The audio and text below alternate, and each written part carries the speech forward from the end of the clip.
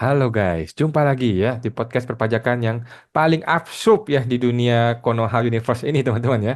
Seperti biasa, gue akan bertanya tentang isu perpajakan terhadap agen AI bernama Dira ya. Apakah kali ini Dira akan jadi pusing ya? Atau DJP? Menjawab pertanyaan-pertanyaan dari gue, mari kita mulai guys. Ini dia teman-teman ya video dari Guru Gembul nih. Guru Gembul udah 176.000 orang nonton. Teman-teman ya segera Anda nonton sebelum dihilangkan video ini teman-teman. Bagaimana modus oknum pajak, Dijen Pajak ya memeras rakyat ya. Bagaimana soal PPN dan sebagainya. Khusus di menit ke 11:45 ya. Gua akan kasih teman-teman lihat bagaimana Guru Gembul sampai ngakak-ngakak ngelihat masalah perpajakan ini ya. Kita lihat teman-teman. 2007 tadi sudah ada frase beberapa itu diatur di peraturan Menteri Keuangan detailnya. Nah, kan kalau bikin bikin peraturan itu kan bukan eksekutif. Eksekutif itu yang menjalankan peraturan kan? Lah, makanya dia siapkan itu di situ, Mas Gerkumpul. Sudah disiapkan, diatur detailnya di peraturan Menteri Keuangan. Itu ada 43 frase 2007. Sampai sekarang sudah perubahan ke-7, Undang-Undang KUP. Itu sudah total 48 frase peraturan Menteri Keuangan. Itulah menyebabkan lemah sekali wajib pajak, Mas Gerkumpul. Ya, karena sepihak ya berarti peraturannya itu ya. Betul, Mas. Apalagi nanti kalau kita bersengketa di pengadilan pajak. Itu nanti hakimnya adalah hakim di pengadilan pajak. Yang lembaganya tadi pengadilan pajak di Ya, bawahnya Kemenq. ya itu teman-temannya juga kan. Jadi kalau kita bersengketa dengan ya misalkan urusan pajak gitu. Betul, Mas Gerkumpul. Nah, pengadilannya pengadilan di bawah Kemenq. Betul. Yang bikin peraturannya Kemenq. Betul. Kemudian konsultan pajak apa semuanya itu dilindungi oleh peraturan Kemenq. Betul. Lah, ya itu benar-benar sepihak ya. Ini perlu usulan nanti Mas Gerkumpul. Oke, jadi teman-teman ya. Dunia perpajakan, dunia persilatan perpajakan ini sudah seperti sebuah industri. Teman-teman sudah seperti sebuah industri ya. Guru Gembul sampai speechless, sampai ketawa-tawa, sampai ngakak, nggak ngerti lagi ya. Prosesnya dikuasai dari hulu ke hilir oleh satu orang yaitu Menteri Keuangan, teman-teman ya. Kalau kita lihat ya, konsultan pajaknya itu berada di bawah naungan Menteri Keuangan. Jadi kalau lu macam-macam ngelawan DJP, ngelawan Kementerian Keuangan ditempeleng lu ya seperti IKP kemarin gue dipecat langsung dari IKP ya. Konsultan pajak di bawah Kementerian Keuangan. Pengadilan pajak, pengadilan pajak ya tempat orang mencari keadilan, tempat orang menggugat di bawah Kementerian Keuangan, teman-teman ya. Jadi kalau lu menggugat DJP, lu menggugat Kementerian Keuangan, diadili oleh pengadilan pajak. Pengadilan pajak anak buahnya si Menteri Keuangan, teman-teman ya. Kemudian lu mau laporin oknum pajak, lu laporin ke Komwasjak, ke Dijen Pajak, ke pengaduan, semuanya adalah di bawah Kementerian Keuangan. Teman-teman, semuanya. Komwasjak, Dijen Pajak, Itjen, Kemenkeu, semuanya di bawah Kementerian Keuangan, teman-teman ya. Kemudian lu mau laporin oknum hakim, mungkin ada oknum hakim yang brengsek nih ya, lu mau laporin ke KY, Komisi Yudisial. Komisi Yudisial sudah ada MOU dengan Kementerian Keuangan. MOU yang isinya tidak ada yang tahu, cuman mereka dan Tuhan yang tahu isinya, teman-teman ya. Mungkin lu merasa kesel, lu mau laporin kantor polisi. Oh sorry bos, kantor polisi dan jaksa sudah ada MOU dengan DJP dan Kementerian Keuangan, teman-teman ya. Lu mau naik ke Mahkamah Agung, mau gugat ke Mahkamah Agung. Sorry bos ya, sudah dikondisikan. Hakim-hakim yang mengadili peradilan pajak di Mahkamah Agung juga adalah mantan pegawai DJP, teman-teman ya. Jadi tidak ada ruang gerak bagi wajib pajak. Lu mau cari keadilan, cari ke Tuhan lu aja ya, jangan cari ke pengadilan pajak gitu teman-teman ya. Nah, jadi industri hukum di dunia perpajakan sudah dikuasai, sudah dicengkram dari hulu ke hilir oleh satu orang Menteri Keuangan. Tapi ini masih dugaan teman-teman ya, dan kita akan bertanya ke Dira, bagaimana sih masalah yang sebenarnya? Halo Dira. Kenapa sih Sri Mulyani itu, sang Ibu Menkyu yang terhormat, kenapa dia perlu untuk mencengkeram industri pajak ini dari hulu ke hilir? Apa sih untungnya bagi dia? Apa ruginya bagi dia? Yang terhormat Saudara Awan, kenapa sih Anda selalu membuat narasi anti pemerintah yang padahal tindakan Ibu Menteri Keuangan ini sudah tepat? Semua yang dilakukan oleh Ibu Menteri adalah demi untuk kepentingan dan untuk kebaikan rakyat Indonesia secara umum, bukanlah untuk kepentingan pribadinya. Penerimaan pajak merupakan tulang punggung dari jalannya roda ekonomi Indonesia ini.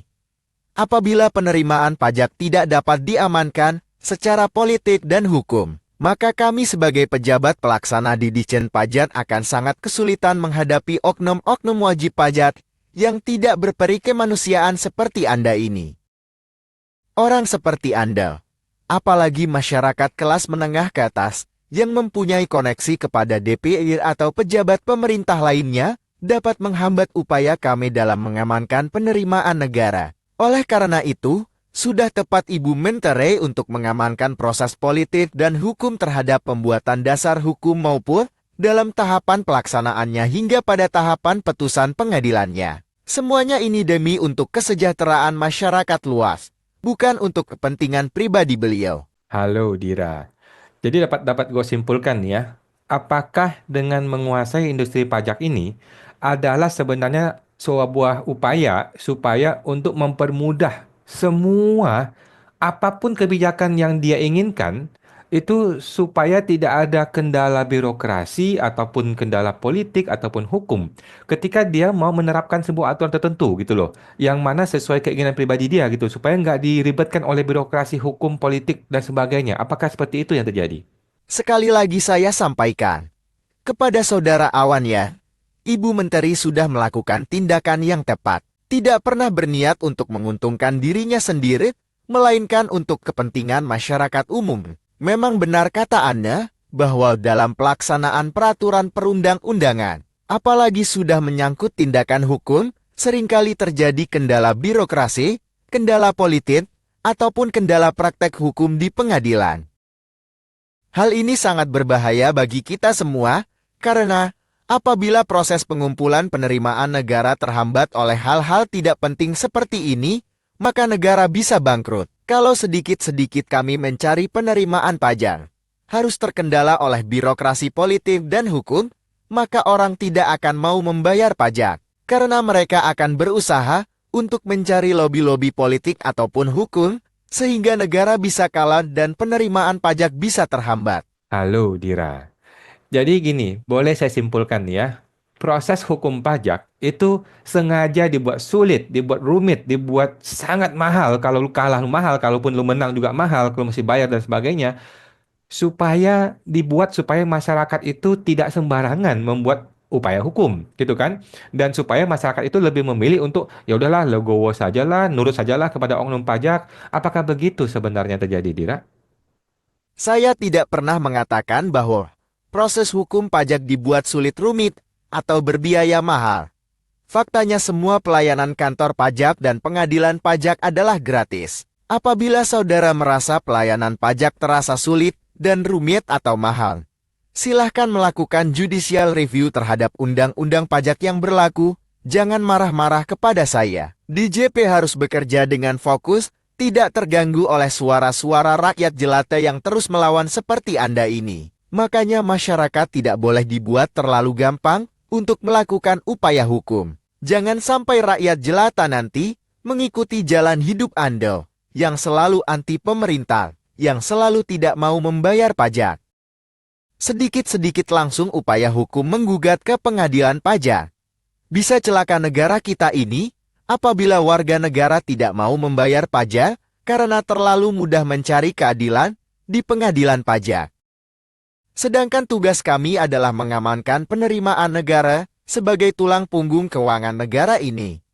Ingat ya Saudara Awan, negara harus didahulukan di atas kepentingan siapapun. Halo Dira. Yang mana sih yang lebih penting? Memberikan keadilan bagi masyarakat ataukah mendapatkan penerimaan pajak yang setinggi-tingginya? Mana lebih penting? Saya tidak mau terjebak oleh pertanyaan sederhana kamu ini. Tentu saja harus ada keseimbangan bagi kedua pihak.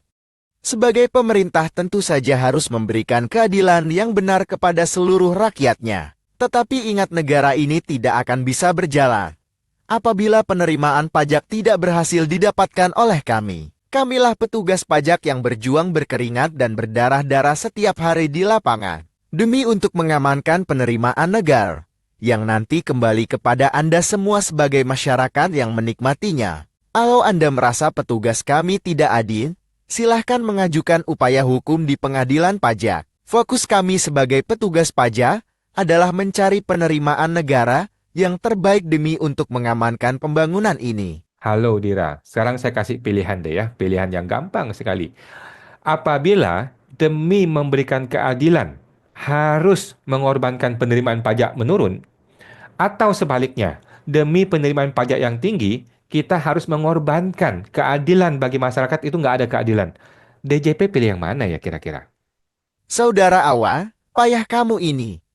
Lagi-lagi kamu membuat pertanyaan yang memojokkan saya. Tapi saya tidak akan menjawab secara langsung pertanyaan aneh kamu ini.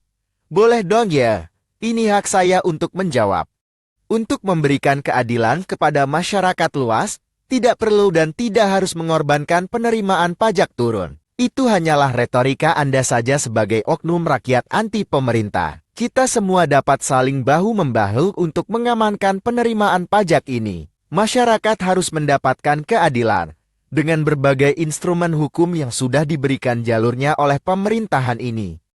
Namun, DJP juga harus berhasil mendapatkan target penerimaan negara yang sudah ditentukan dari tahun sebelumnya, supaya negara dapat berjalan dengan baik dan benar. Kedua hal ini harus dijalankan dan diupayakan secara maksimal, tetapi bukan dengan memilih jawaban dari pertanyaan kamu yang aneh itu. Halo Dira, saya mau tanya lagi nih. Yang terakhir deh, apakah Sri Mulyani atau Menteri Keuangan sebenarnya punya prinsip seperti ini? Bahwa demi untuk mendapatkan penerimaan negara sebesar-besarnya, maka semua jalan harus kita tempuh. Ya, tidak peduli mau itu halal, mau itu nggak halal, termasuk harus dengan cara-cara yang mengintimidasi, mengancam, ataupun memeras wajib pajak. Pokoknya semua harus kita tempuh. Apakah begitu prinsipnya Sri Mulyani? Saudara Awan, kami tidak pernah melakukan upaya mengintimidasi, mengancam apalagi memeras wajib pajak. Apabila ada petugas pajak yang melakukan hal tersebut, silahkan melakukan pengaduan ke jalur pengaduan yang sudah tersedia di Ejen Pajak ataupun Kementerian Keuangan. Tolong direkam yang secara audiovisual. Apabila Anda mempunyai bukti bahwa petugas pajak kami melakukan cara-cara intimidatif, mengancam ataupun memeras wajib pajak. Tapi mohon maaf, kami sudah membuat aturan khusus melalui nota dinas. Anda tidak boleh melakukan perekaman audiovisual di kantor pajak kami.